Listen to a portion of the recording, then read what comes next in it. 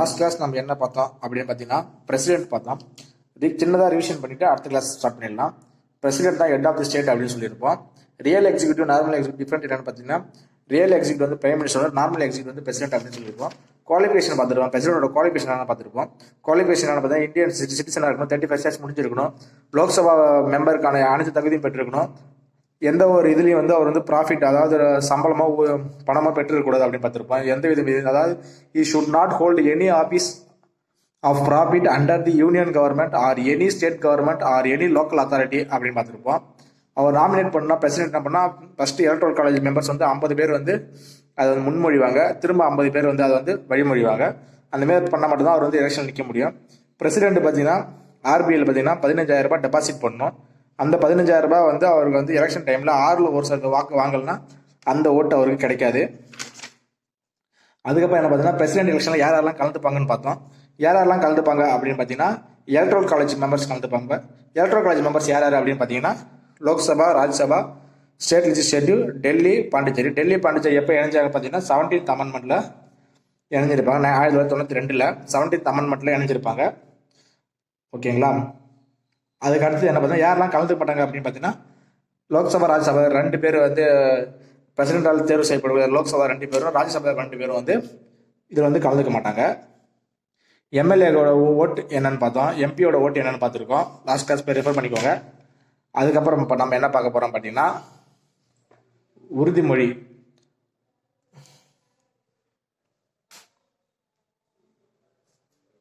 என்னன்னு பார்த்தீங்கன்னா பிரசிடென்ட் வந்து பார்த்தீங்கன்னா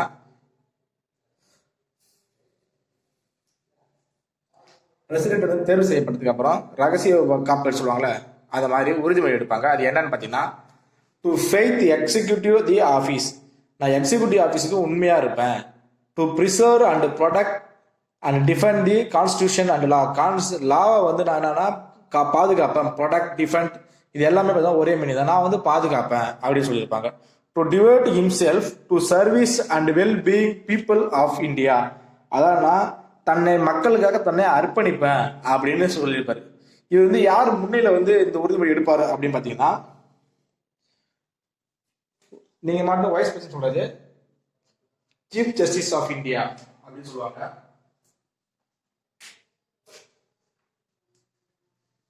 யார் முன்னிலை எடுப்பாரு அப்படின்னு பார்த்தீங்கன்னா சீஃப் ஜஸ்டிஸ் ஆஃப் இந்தியா, தலைமை நீதிபதி எடுப்பாரு. அவர் ஒரு வேளை இல்லை அப்படின்னா supreme கோர்ட்டோடைய senior most judge, supreme கோர்ட்டோடைய senior most ஜட்ஜி கிட்ட போய் எடுப்பாரு, பதவி பிரமாணம் எடுப்பாரு. நாம வந்து வைஸ் பிரசிடென்ட் அப்படின்னு முடிவு பண்ணிடக்கூடாது. ஓகேங்களா? அப்போ என்ன உறுதிமொழி எடுப்பாங்க அப்படின்னு பார்த்தீங்கன்னா பிரசிடென்ட் வந்து என்ன உறுதிமொழி எடுப்பாரு அப்படின்னு பார்த்தீங்கன்னா அங்கே போயிட்டு டு ஃபெய்த்ஃபுல் எக்ஸிக்யூட்டிவ் ஆஃபீஸ், நான் வந்து இந்த எக்ஸிக்யூட்டிவ் ஆஃபீஸுக்கு வந்து உண்மையாகும். To preserve and protect the defend the constitution of India, நான் வந்து இந்த கான்ஸ்டியூஷன் ஆஃப் லாவை வந்து காப்பாற்றுவேன் அப்படின்னு சொல்லியிருப்பாரு. நான் வந்து பாதுகாப்பேன். To devote himself, to devote himself to serve and well being of the people of India, தன்னை அர்ப்பணிப்பேன் அப்படின்னு சொல்றாரு. டிவோட் ஹிம்செல்ஃப், தன்னை அர்ப்பணிப்பேன் மக்களுக்காக அப்படின்னு சொல்லியிருப்பாரு. யார்கிட்ட போய் எடுப்பாரு அப்படின்னு பார்த்தீங்கன்னா சீஃப் ஜஸ்டிஸ் ஆஃப் இந்தியா. அப்போ ஒரு அவர் சீஃப் ஜஸ்டிஸ் ஆஃப் இந்தியா இல்லை அப்படி அந்த நீதிபதிலாம் சீனியர் மோஸ்ட் ஜட்ஜி சுப்ரீம் கோர்ட்ல அவர்கிட்ட போயிட்டு எடுப்பாங்க. சீனியர் மோஸ்ட் ஜட்ஜி கிட்ட போயிட்டு சீனியர் மோஸ்ட் ஜட்ஜி கிட்ட போயிட்டு எடுப்பாரு. ஓகே, அப்போ பிரசிடென்ட் வந்து எலெக்ஷன்ல உறுதிமொழி எடுத்துட்டா அப்போ அவர் எங்க போவார் அப்படின்னு பார்த்தீங்கன்னா அவருக்குலாம் தனியாக ஆஃபீஸ் இருக்கு. எங்க இருக்கு அவரோட ஆஃபீஸ் அப்படின்னு பார்த்தீங்கன்னா ராஷ்டிரபதி பவன். ராஷ்டிரபதி பவன் எங்க இருக்கு அப்படின்னு பார்த்தீங்கன்னா டெல்லியில இருக்கு. டெல்லியில எங்க இருக்குதுன்னா ராஜ்பாத், ராஜ்பாத் அப்படின்ற ஒரு ஊர்ல இருக்குது டெல்லியில.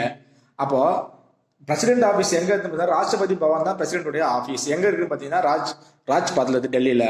அது மட்டும் இல்லாம பிரசிடென்ட்டுக்கு பார்த்தீங்கன்னா சவுத் நார்த்னு 2 இடத்துல வந்து அவருக்கு வந்து ஆஃபீஸ் இருக்கு. எங்கன்னு பார்த்தீங்கன்னா ராஷ்டிரபதி நிலையம் எங்க இருக்கு அப்படின்னு பார்த்தீங்கன்னா ராஷ்டிரபதி நிலையம், ரீட்ரீட் பில்டிங் அப்படின்னு இது 3மே பார்த்தீங்கன்னா பிரசிடென்டோட ஆஃபீஸ் தான்.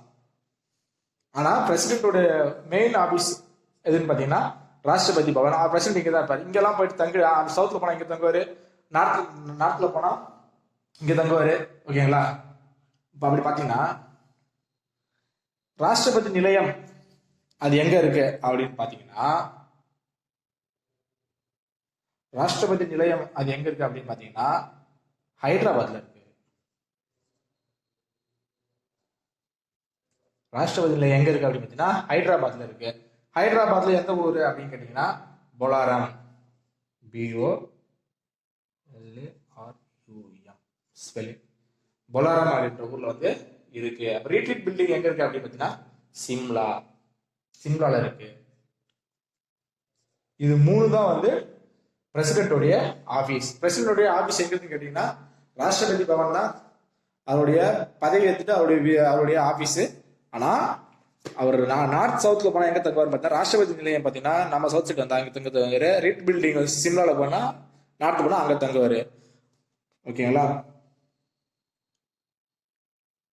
பிரசிடென்ட் ஆபீஸ் அவர் எத்தனை அந்த இது வந்து பிரசிடென்ட் ஆபீஸ் சொல்றோம்ல, எத்தனை ஆண்டு அங்க இருக்கலாம் பார்த்தா 5 இயர்ஸ் அங்க இருக்கலாம். அவரு எத்தனை வாட்டி ஏன்னா 5 இயர்ஸ் இருக்கலாம் அங்க. அவரு அடுத்தடுத்த எலெக்ஷன் எத்தனை முறை வேணா ஜெயிக்கலாம். அவரு ஜெயிச்சுட்டு திரும்ப நிக்கலாம். ஆனா அமெரிக்காவில் பாத்தீங்கன்னா ஒரு பிரசிடென்ட் எலெக்ஷன்ல வந்து ஒருவர் வந்து 2 வாட்டி மட்டும் தான் நிக்க முடியும். அதுக்கு மேல அவர் நிக்க முடியாது. பிரசிடென்டா 2 வாட்டி வின் பண்ணலாம், 3வது வாட்டி அவர் நிக்கிறதுக்கு இது கிடையாது. ஓகேங்களா?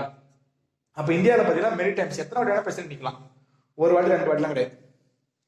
எத்தனை வாட்டி வேணா பிரசிடென்ட் நிக்கலாம் இந்தியாவில். ஓகேங்களா? அப்ப உறுதிமொழி என்ன அப்படின்னு பாத்தீங்கன்னா to faith the executive office அப்படின்னு சொல்லியிருப்பாங்க. அவர் எடுத்தக்கூடிய உறுதிமொழி to preserve, protect, the defend the constitution and லா அப்படின்னா அது வந்து இப்போ கான்ஸ்டியூஷன் லா வந்து நான் வந்து பாதுகாப்பேன் அப்படின்னு சொல்லியிருப்பாரு. ப்ரொடெக்ட் பண்ணுவாரு. டிவோட் தன்னை அர்ப்பணிப்ப மக்களுக்காக அப்படின்னு சொல்லி இதுதான் வந்து அவருடைய உறுதிமொழி. யார்கிட்ட எடுப்பாரு பார்த்தா சீஃப் ஜஸ்டிஸ் ஆஃப் இந்தியா கிட்ட எடுப்பாரு. சீஃப் ஜஸ்டிஸ் ஆஃப் இந்தியா கிட்ட எடுப்பாரு. அப்படி இல்லைன்னா சுப்ரீம் கோர்ட்டுடைய சீனியர் மோஸ்ட் ஜட்ஜி கிட்ட போய் எடுப்பாரு. ஓகேங்களா? பிரசிடென்ட் ஆபீஸ் அப்படின்னு சொன்னீங்கன்னா ராஷ்டிரபதி பவன் அப்படின்னு சொல்லியிருப்போம். ராஷ்டிரபதி பவன் எங்க இருக்குன்னு பார்த்தீங்கன்னா டெல்லியில இருக்கு, ராஜ்பாத்ல. ராஷ்டிரபதி நிலையம் எங்க இருக்கு பார்த்தா ஹைதராபாத்ல இருக்குது. ஹைதராபாத் பொலாரம் என்ற ஊர்ல இருக்கு. ரீட்ரீட் பில்டிங் வந்து பார்த்தீங்கன்னா சிம்லால இருக்குது. ஓகேங்களா? பிரசிடென்டோட ஆபீஸ் அப்படின்ற டேம் ஆஃப் ஆபீஸ் அப்படின்னு பார்த்தீங்கன்னா பிரசிடென்டோட ஆபீஸ் இந்த ஆபீஸ் வந்து பார்த்தீங்கன்னா இது எது இருக்குன்னா அவருடைய டேம் வரைக்கும் 5 இயர் வரைக்கும் இருக்கலாம். அப்படி இல்லைன்னா அவர் வந்து பதவி விலகிட்டா அதோட இது முடிஞ்சிடும். எத்தனை வாட்டி நிக்கலாம் பார்த்தா எத்தனை முறை வேணா பிரசிடென்ட் எலெக்ஷன் நம்ம இந்தியாவில் நிற்க முடியும். ஆனா அமெரிக்கா பார்த்தீங்கன்னா 2 டைம்ஸ் மட்டும் தான் நிற்க முடியும். ஓகேங்களா? இங்க பார்த்தா எத்தனை வாட்டி நிக்கலாம், அமெரிக்கா 2 டைம்ஸ் மட்டும் தான் நிற்க முடியும். நெக்ஸ்ட் என்ன பார்த்தீங்கன்னா இம்பீச்மெண்ட் ஆஃப் பிரசிடென்ட். பிரசிடென்ட்டை பதவி விலக செய்தல். எப்படி செய்ய முடியும் பிரசிடென்ட்டை பதவி விலக எப்படி செய்ய முடியும் அப்படின்னா பிரசிடென்ட் வந்து வயலேஷன் ஆஃப் கான்ஸ்டியூஷனுக்கு மீறி ஏதாவது செயல்பட்டாருன்னா அவர் வந்து பதவி விலக செய்ய முடியும். அதுவும் எப்படி செய்ய முடியும்? இதுக்கான விளக்கம் வயலேஷனுக்கான விளக்கம் கொடுத்துருக்காங்களா அப்படின்னு பாத்தீங்கன்னா கிடையாது. கான்ஸ்டியூஷன்ல இதுக்கான விளக்கம் என்னன்னு அவர் அப்படியேப்பட்ட விதிமீறல் கான்ஸ்டியூஷன் மீறல் என்ன அப்படின்றது நம்ம கான்ஸ்டியூஷன் புக்ல வந்து கொடுக்கப்படலை. ஓகேங்களா? அப்போ அவர் பதவி விலக செய்யணும். யாரெல்லாம் அந்த இதில் கலந்துப்பாங்க அப்படின்னு பார்த்தா போத் ஹவுஸ், லோக்சபா, ராஜ்யசபா. ஓகேங்களா? Both house கலந்துப்பாங்க.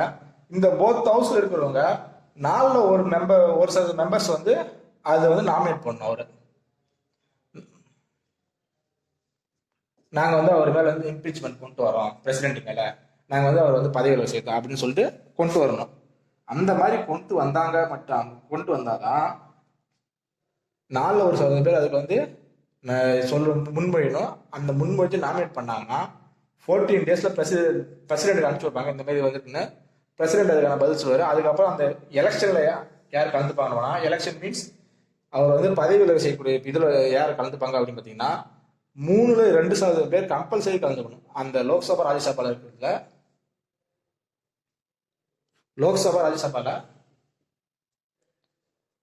3-2% பேர் கம்பல்சரி கலந்துக்கணும். அவங்க கலந்துக்கிட்டாதான் இந்த பிரசிடென்ட் இம்பீச்மெண்ட் வந்து கொண்டு வர முடியும். அப்படி இல்லைன்னா கொண்டு வர முடியாது. ஓகேங்களா? அப்போ பிரசிடென்ட் பதவி விலக செய்யணும் அப்படின்னு பாத்தீங்கன்னா யாரெல்லாம் கலந்துக்கணும் அப்படின்னு பாத்தீங்கன்னா லோக்சபாவிலும் ராஜ்யசபாவிலும் கலந்துப்பாங்க.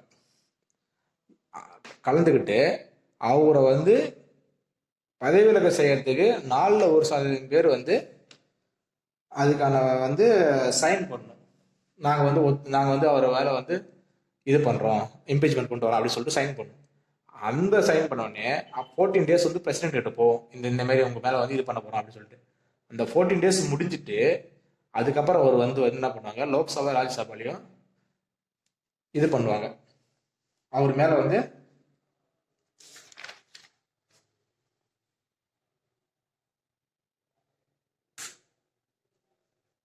அதுக்கப்புறம் என்ன பண்ணுவாங்க, அவருக்கு வந்து பரிசீலனை பண்ணுவாங்க. அதில் பார்த்தீங்கன்னா அந்த நேரத்தில் பார்த்தீங்கன்னா அந்த வாக்கெடுப்பில் 2% பேர் வந்து கண்டிப்பாக கலந்துக்கணும். இதில் வந்து இப்போ பார்த்தீங்கன்னா மொத்த பங்கு பார்த்தீங்கன்னா 60 பேர் அப்படின்னு பார்த்தீங்கன்னா 40 பேர் வந்து கம்பல்சரி கலந்துக்கணும். 39 பேர் அந்த எலெக்ஷனில் கலந்துக்கினாங்கன்னா அது வந்து கிடையாது. ஓகேங்களா, அவர் மேலே வந்து இம்பீச்மெண்ட் கொண்டு வர முடியாது. ஓகேங்களா, அதுதான் சொல்ல வராங்க. அப்போ எலெக்ஷன்ல பாத்தீங்கன்னா, பிரசிடென்ட் எலெக்ஷன்ல பாத்தீங்கன்னா லோக்சபால ராஜ்யசபால ஓட்டு போட்டாங்க. ஸ்டேட் லெஜிஸ்லேட்டிவ்ல கீழே விளையாடுறவங்க ஓட்டு போட்டாங்க. டெல்லியில பாத்தீங்கன்னா டெல்லி பாண்டிச்சேரி பாத்தீங்கன்னா 1992 17th அமெண்ட்மெண்ட் படி ஜாயின் பண்ணி 1995 தான் இவங்க வந்து எலெக்ஷன்ல கலந்துப்பாங்க, பிரசிடென்ட் எலெக்ஷன்ல. ஓகேங்களா, 1995 தான் பிரசிடென்ட் எலெக்ஷன் கலந்துப்பாங்க. இவங்க பாத்தீங்கன்னா இவங்கலாம் வந்து கண்டிப்பா வந்து ஓட்டு போடணும் யாரு பிரசிடென்ட் எலெக்ஷன்ல. ஆனா பிரசிடென்ட் மேல வந்து குற்றப்பத்திரிகை தாக்கல் பண்ணி பிரசிடென்ட் நீக்கணும் அப்படின்னு இம்பீச்மெண்ட் கொண்டு வரணும் அப்படின்னு பாத்தீங்கன்னா இவங்க எல்லாரும் கலந்துப்பாங்க கண்டிப்பா கிடையாது. ஆனா பிரசிடென்ட் எலெக்ஷன்ல பாத்தீங்கன்னா லோக்சபால 2 நாமினேட் மெம்பர்ஸும் ராஜ்யசபால 2 நாமினேட் மெம்பர்ஸும் ஓட்டு போட மாட்டாங்க. ஆனா இதை பொறுத்த வரைக்கும் பிரசிடென்ட் மேல இம்பீச்மெண்ட் பொறுத்த வரைக்கும் இவங்க யாரும் கலந்துக்க மாட்டாங்க. ஸ்டேட் லெஜிஸ்லேட்டிவ் கலந்துக்காது, டெல்லி புதுச்சேரிக்கு அண்டு கலந்துக்காது. ஆனா லோக்சபா ராஜ்யசபா கலந்துப்பாங்க. யார் வந்து அப்ப வந்து ஓட்டு போடலையோ, லோக்சபாலையும் ராஜ்யசபாலையும் 12 Rajya Sabha 12 nominate number, Lok Sabha 2 nominate ஓட்டு போடலையோ அவங்களும் கலந்துப்பாங்க. அப்போ பிரசிடென்ட் வந்து மேல வந்து இம்பீச்மெண்ட் கொண்டு வந்து அவரை பதவியில் சேர்த்து யார் யார் கலந்துப்பாங்க பாத்தீங்கன்னா ஸ்டேட் லெஜிஸ்லேட்டிவ் டெல்லி பாண்டிச்சேரி இவங்க யாரும் கலந்துக்க மாட்டாங்க. லோக்சபா ராஜ்யசபா 2 இந்த 12 பேரும் கலந்துப்பாங்க. ஓகேங்களா, அப்போ அப்படி பாத்தீங்கன்னா லோக்சபா ராஜ்யசபா ஃபுல் மெம்பர்ஸ் வந்து கலந்துப்பாங்க.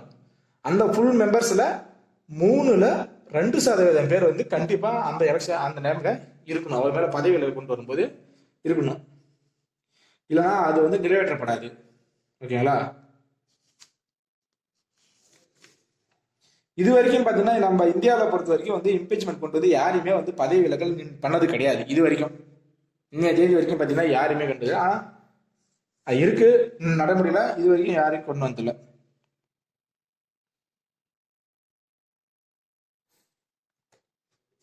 பிரசிடென்டோடைய ஆஃபீஸ் வேகன்சி எப்போ வந்து பிரசிடென்ட் வந்து வேகன்சி ஆகும் எப்போ வந்து பார்த்தீங்கன்னா 5 வருஷம் முடிஞ்சு போச்சு பிரசிடென்ட் பார்த்தா அந்த இடம் காலையில் தானாக வேகண்ட் இடம். அந்த இடத்த வந்து பார்த்தா நியூ பிரசிடென்ட் வந்து 6 மாசத்துக்குள்ள 6 month vacancy of president office பார்த்தீங்கன்னா 5 இயர்ல வந்து முடிஞ்சிடும். 5 இயர் ஆன உடனே பிரசிடென்ட் வேகன்சி வந்து அந்த இடம் வந்து காலி ஆகிடும் 5 இயர்ஸ் முடிஞ்ச உடனே. அந்த 5 இயர்ஸ் முடிஞ்ச உடனே அடுத்த 6 மந்த்துக்குள்ள பிரசிடென்ட் எலெக்ஷன் நடத்தி ஆகணும். அடுத்த 6 மந்த்துக்குள்ள பிரசிடென்ட் எலெக்ஷன் நடத்தி ஆகணும். ஒருவேளை நடத்தி தான் ஆகணும் கம்பல்சரி. ஓகேங்களா, நடத்த முடியாதுன்னு கிடையாது. நம்ம கான்ஸ்டியூஷன் சொல்லிருக்கோம்னா 6 மந்த்துக்குள்ள வந்து கம்பல்சரி வந்து பிரசிடென்ட் எலெக்ஷன் நடத்தி ஆகணும். அது வரைக்கும் யார் பார்த்துப்பாங்க அப்படின்னு பார்த்தீங்கன்னா வைஸ் பிரசிடென்ட் பார்த்துப்பாரு. ஒருவேளை வைஸ் பிரசிடென்ட் இல்லை அப்படின்னு பார்த்தா சீஃப் ஜஸ்டிஸ் ஆஃப் இந்தியா, நம்ம இன்னைக்கு அவர் பதவியோட சொன்னோம்ல, அவர் India chief justice of India அவரு கலந்துப்பாரு. ஓகேங்களா, அதுவும் இல்லை அப்படின்னா அதுக்கு அடுத்து யாருன்னா senior most supreme court judge. என்ன சொன்னல, senior most supreme court judge, senior most supreme court judge வந்து இருப்பாரு. அப்போ பிரசிடென்ட்டுக்கு பதிலாக வந்து யாரெல்லாம் ஆக்ட் பண்ணுவாங்க பார்த்தீங்கன்னா வைஸ் பிரசிடென்ட் ஆக்ட் பண்ணுவாரு. பிரசிடென்டா அந்த 6 மந்த் கேப்ல ஒருவேளை அப்போ வந்து பாத்தீங்கன்னா இப்போ வைஸ் பிரசிடென்ட் இல்லை அந்த டைம்ல அப்படின்னு பார்த்தீங்கன்னா அப்போ பார்த்தீங்கன்னா சீஃப் ஜஸ்டிஸ் ஆஃப் இந்தியா அவர் வந்து பார்த்துப்பாரு. அவரும் இல்லை அப்படின்னு பார்த்தீங்கன்னா சுப்ரீம் கோர்ட்டோட சீனியர் மோஸ்ட் ஜட்ஜ் வந்து அந்த பிரசிடென்ட். இவங்க சேலரி என்னன்னு பார்த்தீங்கன்னா பிரசிடென்டோட சேலரி தான் வாங்குவாங்க. இந்த 3 பேர் அந்த காலகட்டத்தில் யார் என்ன சேலரி வாங்கினா பிரசிடென்டோட சேலரி தான் வாங்குவாங்க. ஓகேங்களா, அப்ப பிரசிடென்டோட சேலரி என்ன அப்படின்னு பார்த்தீங்கன்னா 2018 படி பார்த்தீங்கன்னா 2018 பிரசிடென்டோட சேலரி என்ன அப்படின்னு பார்த்தீங்கன்னா 5.4 lakhs. ஓகேங்களா, அவருடைய சேலரி பார்த்தீங்கன்னா 5.4 lakhs வந்து அவருடைய சேலரி. ஓகேங்களா, அவருடைய சேலரி அதான் 5.4 lakhs. இப்போ 2018 அவருடைய சேலரி அவர் முடிஞ்சதுக்கு அப்புறம் அவருக்கு பென்ஷன் என்னன்னு பார்த்தீங்கன்னா 50% ஆஃப் சேலரி. அவரோட சேலரியில் 50% வந்து அவருக்கு வந்து பென்ஷனாக கிடைக்கும். ஓகேங்களா? அப்போ நம்ம என்னென்ன பார்த்தோம் அப்படின்னு பார்த்தீங்கன்னா, இப்போ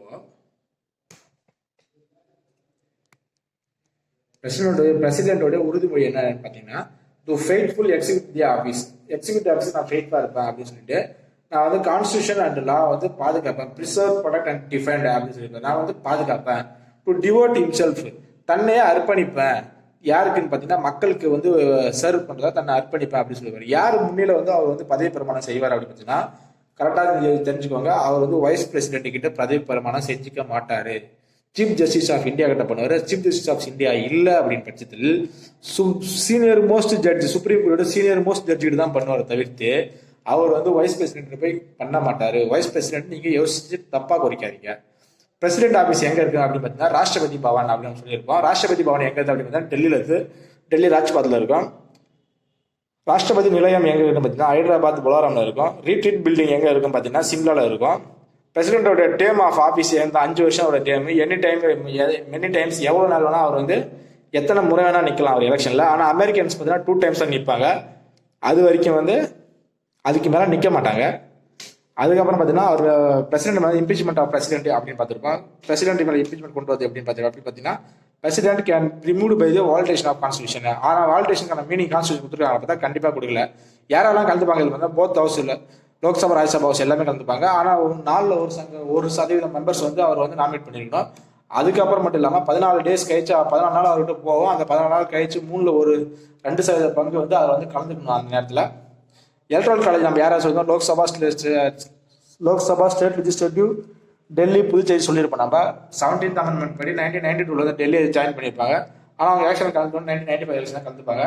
ஆனால் இதில் யாரெல்லாம் கலந்துப்பாங்க சொன்னோமோ அவங்களாம் வந்து அவரோட இம்பீச்மெண்ட் கலந்துப்பாங்களா? கண்டிப்பாக கிடையாது. இம்பீச்மெண்ட் கலந்துக்கிறது யாரும் கேட்டால் பார்லிமெண்ட், யூனியன் பார்லிமெண்ட்ல இருக்க மட்டும். யூனியன் பார்லிமெண்ட் யார் அப்படின்னா லோக்சபா ராஜ்யசபா. லோக்சபா வந்து 2 பேர் நாமினேட் மெம்பர் இருப்பாங்க. ஆனால் அவங்க வந்து அதில் ஓட்டு போட்டுருக்க மாட்டாங்க கண்டிப்பாக. ஆனால் இதோட இம்பீச்மெண்ட் வந்து கண்டிப்பாக கலந்துப்பாங்க. ராஜ்யசபா பார்த்தீங்கன்னா கண்டிப்பாக வந்து அதில் 12 பேர் இருப்பாங்க நாமினேட். அதில் ஓட்டு போட்டுருக்க மாட்டாங்க கண்டிப்பாக அதில் தான் கலந்துப்பாங்க. ஓகேங்களா? அதுக்கப்புறம் வந்து பிரசிடென்ட் ஆஃபீஸ் வேகன்சி நம்ம பார்த்துருப்போம். 5 years அவருடைய வேகன்சி. அப்படிலாம் அவர் இருந்தாலோ ஒரு வேலை அவர் பதவி விலகினாலோ இடையில காலியாகும். எப்போ காலி ஆனாலும் அதுக்கு அடுத்த பிரசிடென்ட் எலெக்ஷன் வந்து 6 monthக்குள்ள நடத்தி ஆகணும். அது வரைக்கும் யார் அந்த பிரசிடென்ட் ஒர்க்கை பார்ப்பாங்க அப்படின்னு பார்த்தா, வைஸ் பிரசிடென்ட் பார்ப்பாரு, சீஃப் ஜஸ்டிஸ் ஆஃப் இந்தியா பார்ப்பாரு, சுப்ரீம் கோர்ட்டோட சீனியர் மோஸ்ட் ஜட்ஜ் பார்ப்பாரு.